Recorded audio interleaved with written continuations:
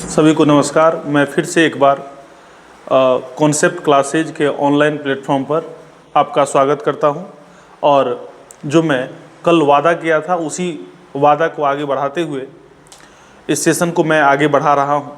तो उम्मीद करते हैं कि आप लोग को कल जो क्लास हुई थी वो समझ में आया होगा और आप लोग देख पा रहे होंगे। तो मैं बिना देरी किए हुए इस सेशन को आगे बढ़ाता हूं। मैंने कल आपको बताया था कि इतिहास का विभाजन मैंने आप लोगों को कल इतिहास का विभाजन पर बात किए थे।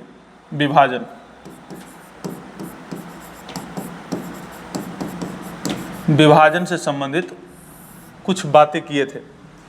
इसमें मैंने बताया कि इतिहास का विभाजन जो है दो तरीकों से इतिहासकारों ने किया, और वो एक तो पहला लिपि के आधार पर, लिपि या लेखन के आधार पर, जो कि हमने आपको कल बताए थे, और दूसरा जो है आपको उपकरण के आधार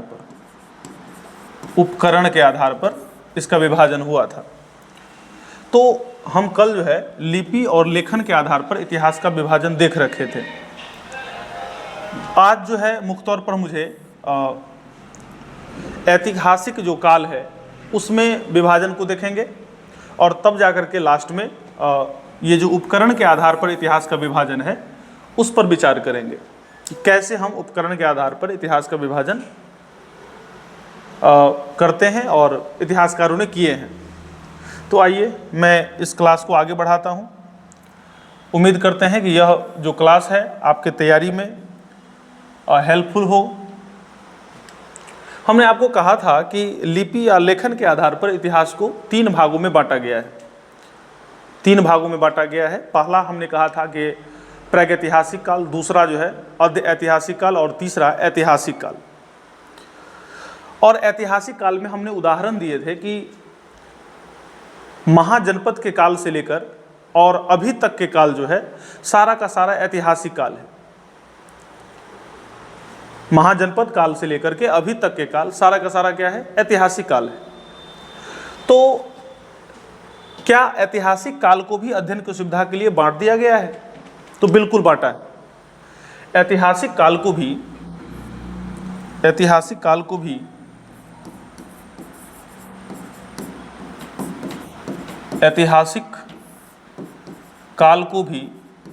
अध्ययन की सुविधा के लिए तीन भागों में बांट दिया गया है। अध्ययन की सुविधा के लिए तीन भागों में बांटा गया है, और वो तीन भाग कौन कौन से हैं? तो पहला है आपको प्राचीन भारत का इतिहास। प्राचीन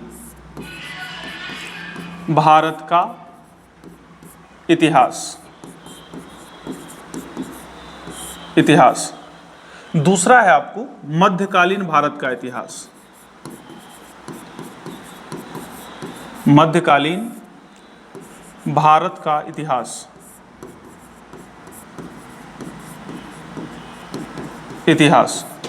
और तीसरा है आपको आधुनिक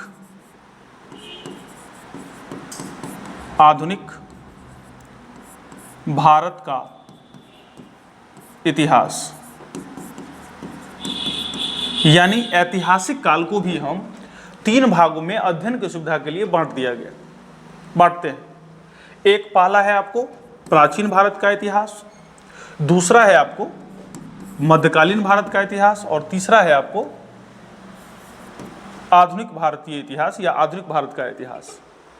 अब सवाल उठता है कि भाई ऐतिहासिक काल में हमने आपको बताया कि महाजनपद के काल से लेकर के अभी तक के काल सारा का सारा ऐतिहासिक काल है, क्योंकि ऐतिहासिक काल में मानव लिपि के बारे में जानने लगे और लिपि के बारे में पढ़ भी लिए। लिपि से यानी जो पुस्तक लिखी गई उस समय में, तो उससे हमको उस समय के बारे में जानकारी मिल जाती है कि उस समय में सामाजिक व्यवस्था कैसा रहा होगा, सामाजिक जीवन कैसा रहा होगा, राजनीतिक जीवन कैसा रहा होगा, धार्मिक जीवन कैसा रहा होगा, सांस्कृतिक जीवन कैसा रहा होगा समाज की। तो सारे महत्वपूर्ण बातों की जानकारी हमको वहाँ से मिल जाती है। तो अध्ययन की सुविधा के लिए इसको भी हम बांट दिए ताकि आसानी हो अध्ययन में, बढ़िया तरीके से हम इतिहास को समझ सके। कि कब कब कौन कौन से परिवर्तन हुआ, क्योंकि समय के साथ परिवर्तन होता है। यदि हम प्राचीन भारतीय इतिहास की बात करें तो इसका जो कालक्रम है, कालक्रम है, वह कालक्रम है आपको 600 बीसी, यानी महाजनपद का जो उदय होता है 600 बीसी में होता है। यानी 600 बीसी से लेकर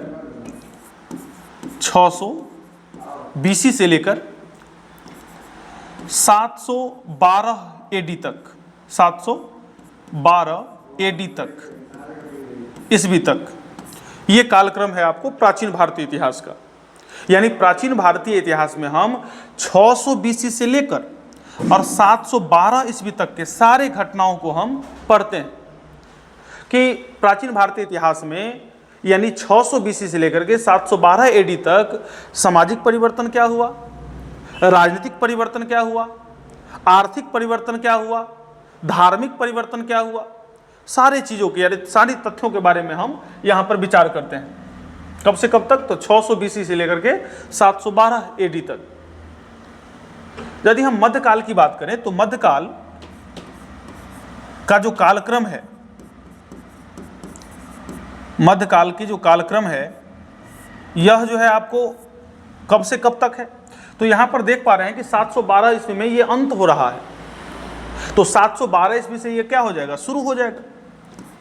712 एडी से लेकर औरंगजेब की मृत्यु तक, यानी 1707 एडी तक, 1707 एडी तक का जो काल है वह आपको मध्यकालीन भारतीय इतिहास के अंतर्गत आता है।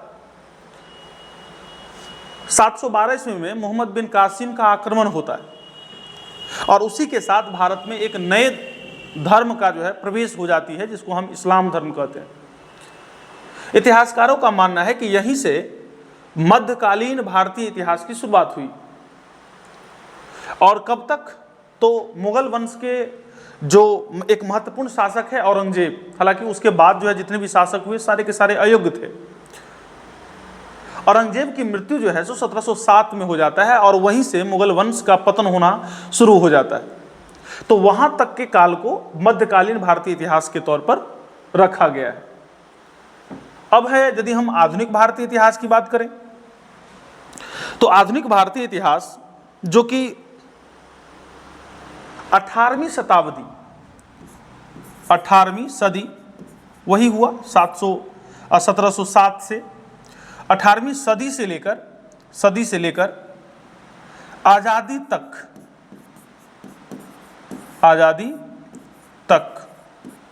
का जो इतिहास है वो उसको हम आधुनिक भारतीय इतिहास की श्रेणी में रखते हैं। अर्थात 18वीं शताब्दी से लेकर और आजादी तक के काल जो है सो इस कालक्रम के अंतर्गत आता है। मध्यकालीन भारतीय इतिहास जो है इसको भी अध्ययन की सुविधा के लिए दो भागों में बांट दिया गया है। विभाजन पर ध्यान दीजिएगा। तो मध्यकालीन भारतीय इतिहास को भी अध्ययन की सुविधा के लिए दो भागों में बांट दिया गया, और वो क्या है? तो एक है आपको पूर्व मध्यकाल का इतिहास, पूर्व मध्यकाल का इतिहास, और दूसरा विभाजन है आपको उत्तर मध्यकाल का इतिहास, उत्तर मध्य काल का इतिहास, उत्तर मध्यकाल का इतिहास। पहला विभाजन है आपको पूर्व मध्यकाल का इतिहास और दूसरा है आपको उत्तर मध्यकाल का इतिहास। अब इसका तिथि क्या है? यानी 712 से लेकर के 1707 तक में ही इसमें विभाजन होगा। तो इसमें जो विभाजन हुआ है, यदि इसका कालक्रम हम देखें, कालक्रम, तो कालक्रम के तौर पर एकदम याद रखना है कि कालक्रम है आपको 8वीं शताब्दी से लेकर यानी 8वीं सदी से लेकर 12वीं सदी तक, 12वीं सदी तक का जो इतिहास है पूर्व मध्यकाल का इतिहास कहलाता है। और इधर यदि हम बात करें तो 12वीं सदी तक, सदी से लेकर 18वीं सदी तक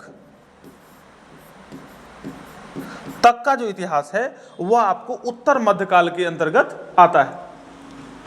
तो एकदम बिल्कुल ध्यान रखना है कि हमने आपको लिपि या लेखन के आधार पर इतिहास का विभाजन समझा रहे थे, और उसी में हम जो है सो तीसरा पार्ट को हम देख रहे थे कि ऐतिहासिक काल जो है इसको भी अध्ययन की सुविधा के लिए 3 भागों में विभाजित किया गया है।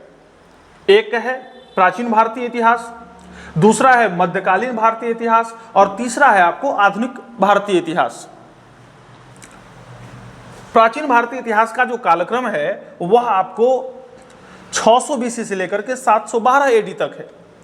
वहीं पर मध्यकालीन भारतीय इतिहास की यदि बात करें तो इसका कालक्रम है 712 ईस्वी से लेकर के 1707 ईस्वी तक, और आधुनिक भारतीय इतिहास का कालक्रम है 18वीं शताब्दी से लेकर आजादी तक, हमारा देश जब आजाद हुआ है तब तक। यहां मध्यकाल को भी 2 भागों में बांट दिया गया अध्ययन की सुविधा के लिए। एक है पूर्व मध्यकाल का इतिहास और दूसरा है आपको उत्तर मध्यकाल का इतिहास।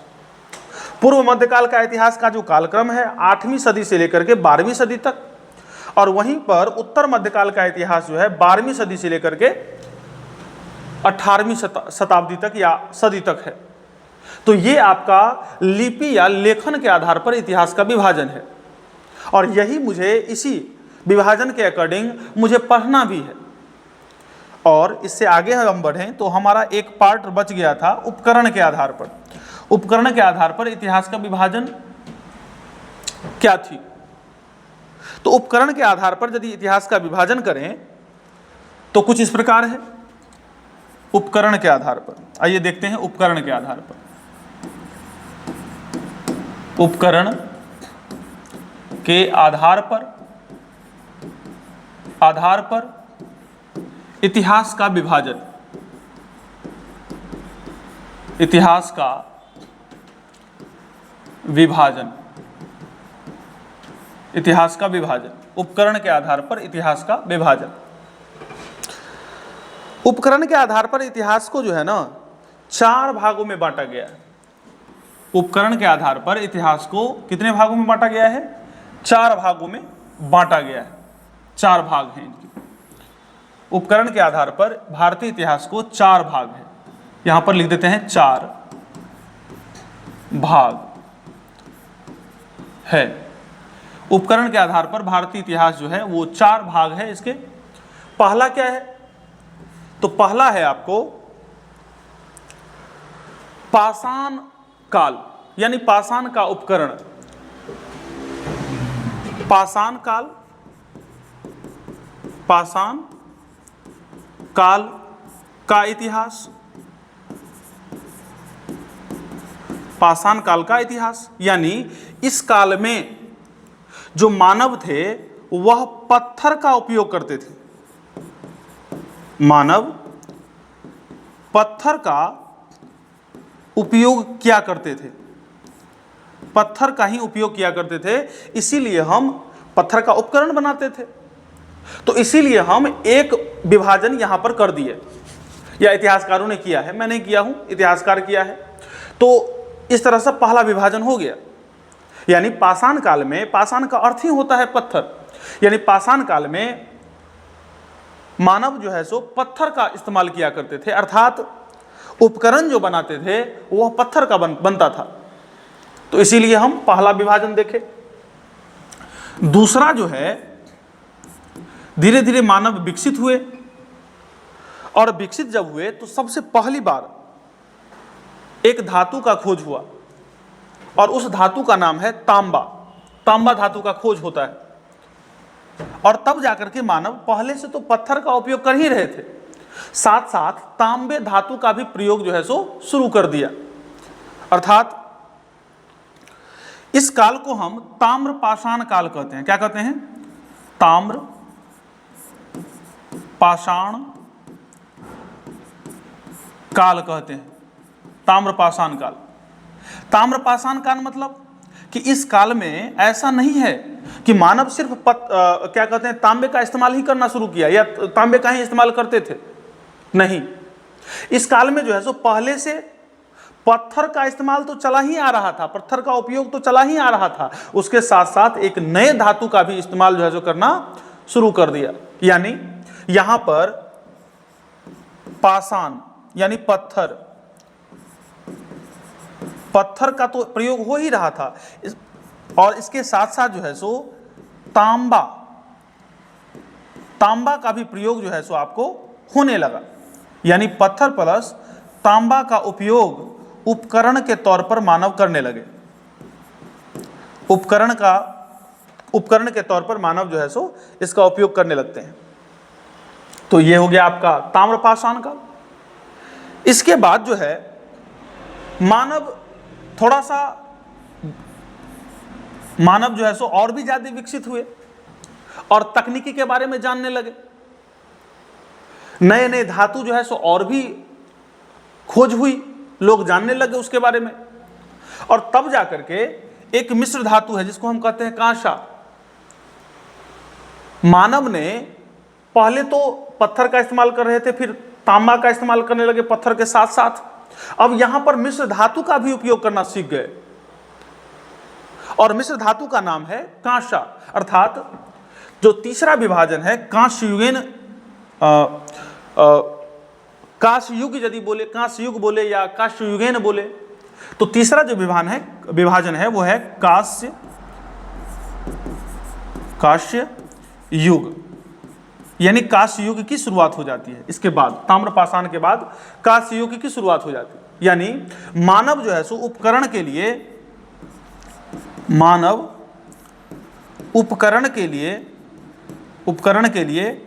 मिश्र धातु का भी प्रयोग कर रहे हैं। मिश्र धातु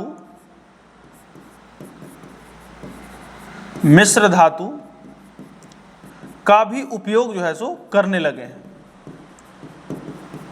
मिश्र धातु का भी उपयोग करने लगे, अर्थात यह जो है सो तीसरा विभाजन हुआ।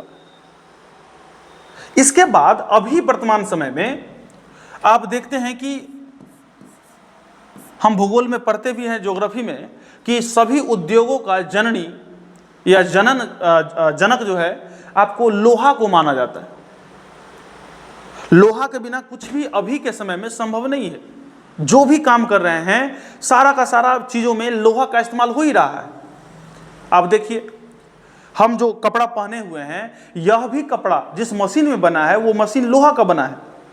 ये जो बोर्ड देख रहे हैं आप, ये बोर्ड भी जिस पर रखा गया है वह भी लोहा का बना हुआ है। यानी हमारे जीवन में लोहा का बहुत ही महत्वपूर्ण भूमिका है।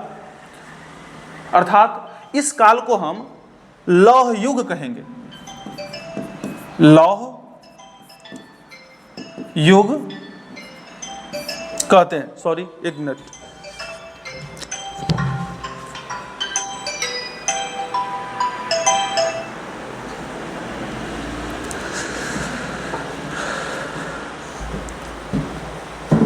हम पढ़ रहे थे लौह युग के बारे में। यानी चौथा जो विभाजन है वह है लौह युग। लौह युग यानी अभी वर्तमान समय में लोहे का भरपूर हम यूज कर रहे हैं। यानी यहां पर मानव जो है उपकरण के लिए लोहा का भी इस्तेमाल करने लगा है। लोहा का उपयोग करने लगे। यानी कुल मिला के यदि बात करें तो हमने उपकरण के आधार पर इतिहास का विभाजन देखा। उपकरण के आधार पर इतिहास को 4 भागों में बांटा गया है। पहला है आपको पाषाण काल का इतिहास, दूसरा है आपको ताम्रपाषाण काल, और तीसरा है कांस्य युग, और चौथा है आपको लौह युग। चौथा है आपको लौह युग, तीसरा है आपको कांस्य युग, दूसरा जो है आपको वो आपको ताम्रपाषाण काल, और पहला जो है आपको पाषाण काल का इतिहास। यानी मानव यहाँ पर पत्थर का उपयोग कर रहे हैं उपकरण के लिए। यहाँ पर जो है पत्थर और तांबा दोनों का उपयोग कर रहे हैं। यहाँ पर जो है सो पहले से ये तो चला ही आ रहा है। ऐसा नहीं है कि इधर जो है सो नए नए चीज़ों का खोज हो रहा है तो इसको छोड़ रहा है मानव। नहीं, छोड़ नहीं रहा है, किसी को नहीं छोड़ रहा है। पहले जो हम सीख लेते हैं क्या उसको भूल जाते हैं? नहीं भूलते हैं। तो इसीलिए उसको मानव नहीं छोड़ रहा है। यानी यहाँ पर तांबा और पत्थर का इस्तेमाल हो ही रहा था, और यहाँ पर अब मिश्र धातु का भी उपयोग होने लगा है उपकरण के तौर पर, टूल्स बनाने लगे हैं। और आज के समय में ये सब तो हो ही रहा है उपकरण का उपयोग, इसके साथ साथ लोहा जो है महत्वपूर्ण स्थान प्राप्त कर लिया है। लोहे के बिना कुछ भी जो है सो संभव नहीं है वर्तमान समय में। तो हम अभी के समय को लौह युग यदि कह दें तो कोई दिक्कत की बात नहीं होगी, लौह युग हम कह सकते हैं। तो इस तरह से हम इतिहास का विभाजन देखें। उम्मीद करते हैं कि आप सभी को यह विभाजन पसंद आया, मतलब यह विभाजन समझ में आया होगा। आगे हम चर्चा करते हैं। और तो इतिहास का विभाजन हो गया। अब जो है हमको कि भाई इतिहास के बारे में मुझे कहां से जानकारी मिलती है, क्या क्या स्रोत है। ऐसा तो नहीं है कि कहीं पर गए और वहां पर हमको कुछ दिख गया तो इतिहास लिख दिए, नहीं, ऐसा नहीं है। इतिहास के क्या स्रोत हैं, कहां से मुझे इतिहास के विषय में जानकारी प्राप्त होती है, प्राचीन समय में क्या घटना घटी थी उसके विषय में जानकारी प्राप्त होता है। तो इतिहास के स्रोत क्या है उसके बारे में यहां पर हम देखेंगे। तो हेडिंग होगा भारतीय इतिहास। भारतीय इतिहास के स्रोत। भारतीय इतिहास का स्रोत। भारतीय इतिहास का स्रोत यानी इतिहास का स्रोत क्या है, कहां से मुझे इतिहास के विषय में जानकारी प्राप्त होती है, उसके बारे में यहां पर जानना है। देखिए, भारतीय इतिहास के जो स्रोत है इसके अंतर्गत हम जो है सो दो अवधारणाओं को शामिल करेंगे। यानी इतिहास के विषय में हमको दो अवधारणाओं से जानकारी प्राप्त होती है। एक आपको पुरातात्विक साक्ष्य है, एक क्या है, पुरातात्विक साक्ष्य है, और दूसरा है साहित्यिक साक्ष्य। पहला क्या है, पुरातात्विक साक्ष्य,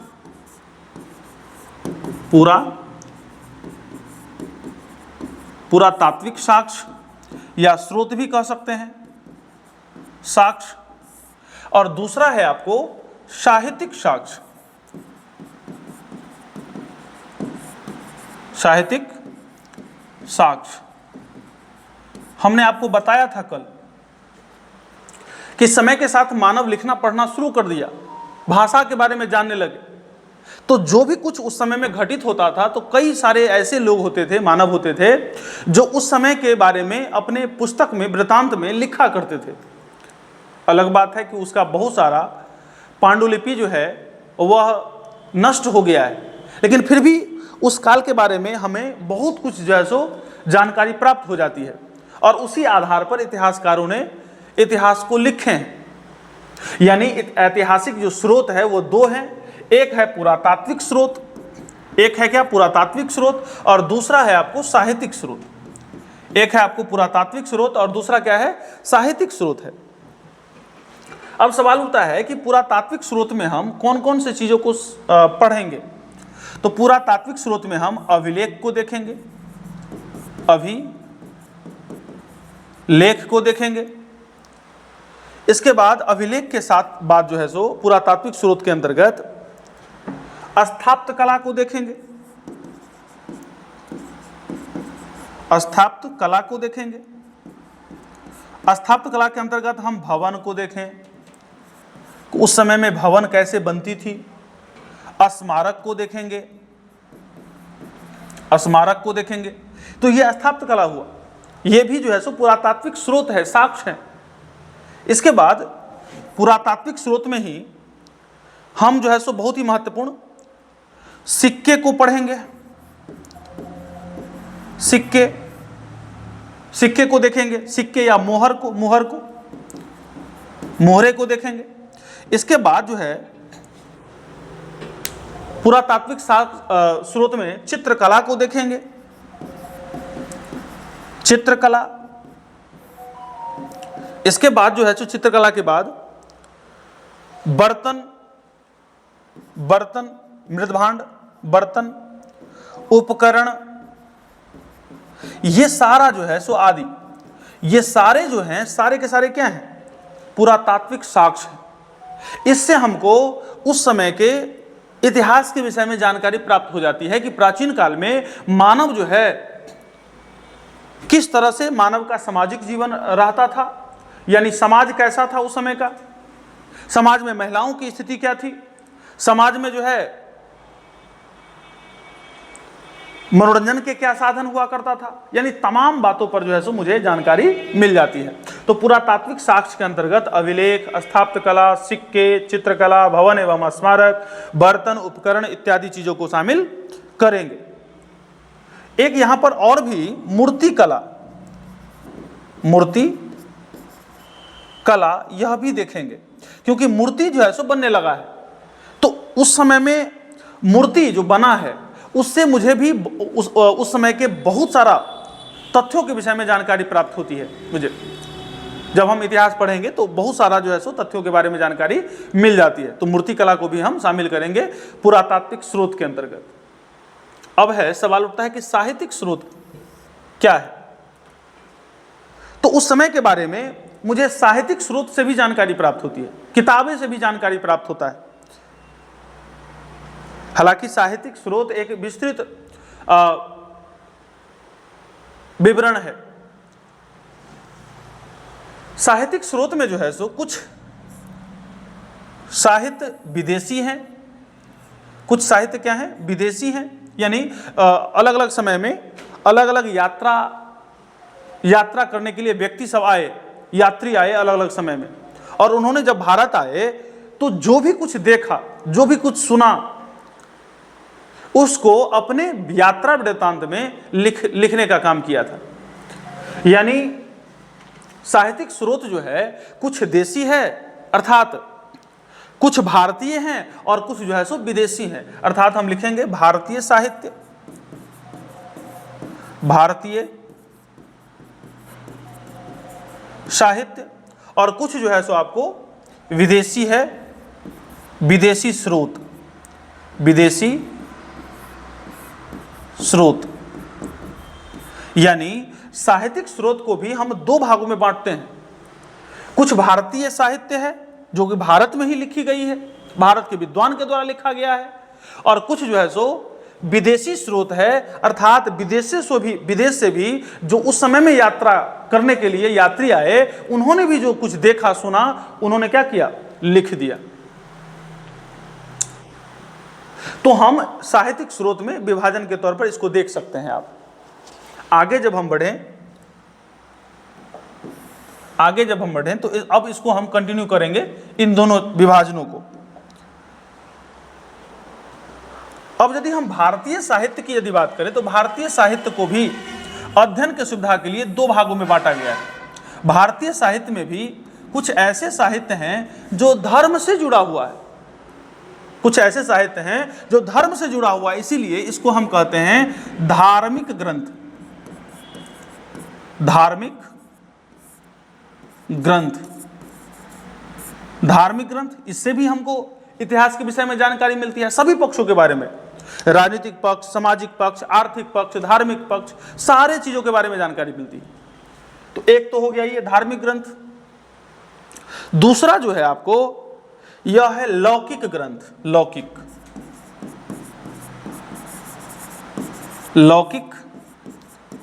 ग्रंथ, यानी लौकिक ग्रंथ को ही धर्मेत्तर ग्रंथ भी कहते हैं।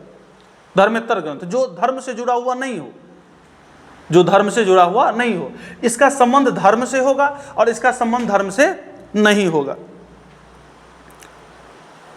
अब यदि हम धार्मिक ग्रंथों की बात करें तो इसके अंतर्गत हम ब्राह्मण साहित्य को शामिल करेंगे। इसके अंतर्गत हम ब्राह्मण साहित्य को शामिल करेंगे। ब्राह्मण साहित्य को शामिल करेंगे। ब्राह्मण साहित्य में वेद आ जाएगा, और वेद की संख्या 4 है। ऋग्वेद, सामवेद, यजुर्वेद, अथर्ववेद। तो ये हो गया वेद, जो कि ब्राह्मण साहित्य है। यहां से भी हमको जानकारी इतिहास के बारे में मिलती है। इसके बाद वेद के बाद ब्राह्मण ग्रंथ, ब्राह्मण ग्रंथ, ये भी एक जो है सो धार्मिक ग्रंथ है और प्रत्येक वेद का ब्राह्मण ग्रंथ भी है।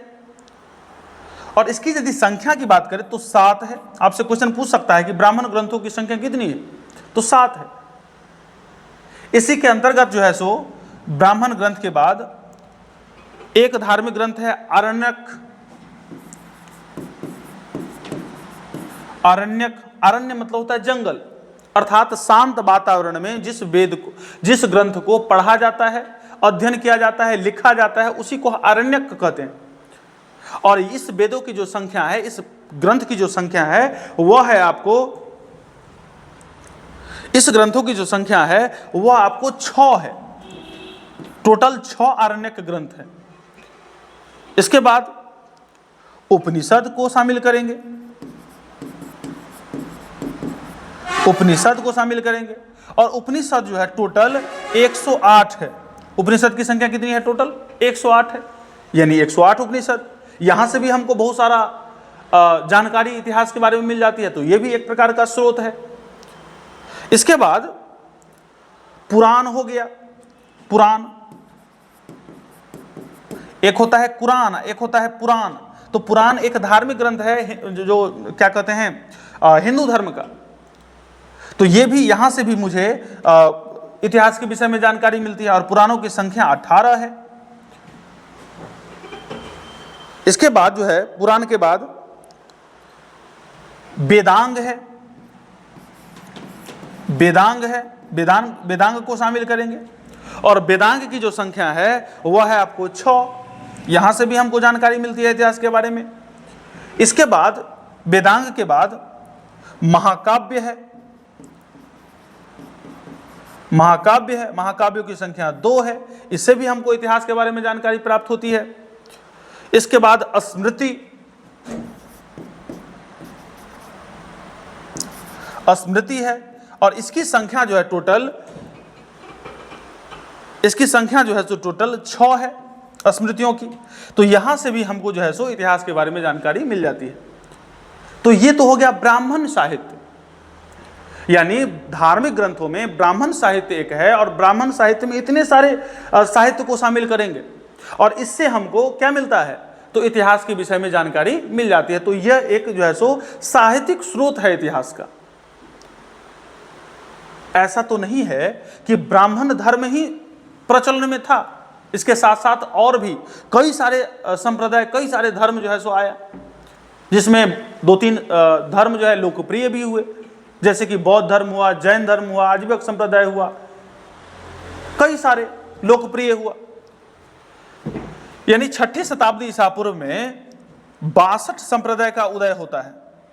और जब 62 संप्रदाय का उदय हुआ तो उसमें बहुत सारा संप्रदाय लोकप्रिय भी होता है। तो लोकप्रिय होगा तो उससे जुड़ा हुआ बहुत सारे किताबें लिखी जाएगी, बहुत सारे ग्रंथ का रचना होगा। तो हमको इतिहास के बारे में बौद्ध साहित्य से भी जानकारी प्राप्त होती है। बौद्ध साहित्य, बौद्ध साहित्य से भी हम लोगों को जानकारी मिल जाती है। और बौद्ध साहित्य में हम किन किन साहित्यों को शामिल करेंगे, किन किन ग्रंथों को शामिल करेंगे, तो 3 महत्वपूर्ण ग्रंथ है। पहला सूत पिटक, सूत पिटक। दूसरा विनय पिटक, विनय पिटक, विनय पिटक। और तीसरा जो है अभिधम पिटक,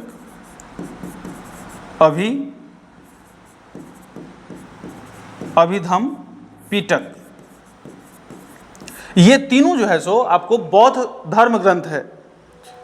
इसके बाद जो है आपको एक महत्वपूर्ण ग्रंथ बुद्ध चरित्र, बुद्ध चरित्र, जिसको अश्वघोष लिखे हैं, बुद्ध चरित्र। यह भी भगवान बुद्ध से संबंधित है और यहां से भी हमको इतिहास के बारे में जानकारी प्राप्त होती है। इसके बाद जो है सो दिव्यावदान, दिव्यावदान, इससे भी हमको इतिहास के बारे में जानकारी मिल जाती है। तो कई सारे ऐसे पुस्तक हैं जिससे हमको इतिहास के बारे में जानकारी मिलती है। इसके बाद जो है यदि हम इसी तरह से एक और जो है सो धर्म हुआ था जैन, और जैन धर्म भी काफी लोकप्रिय हुई थी, अर्थात जैन धर्म में भी जैन साहित्य जो है भी मिलता है, और इससे भी हमको बहुत सारे इतिहास के विषय में जानकारी मिल जाती है। जैन साहित्य में यदि बात करें तो भगवती सूत्र एक ग्रंथ है, भगवती सूत्र एक ग्रंथ का नाम है कल्प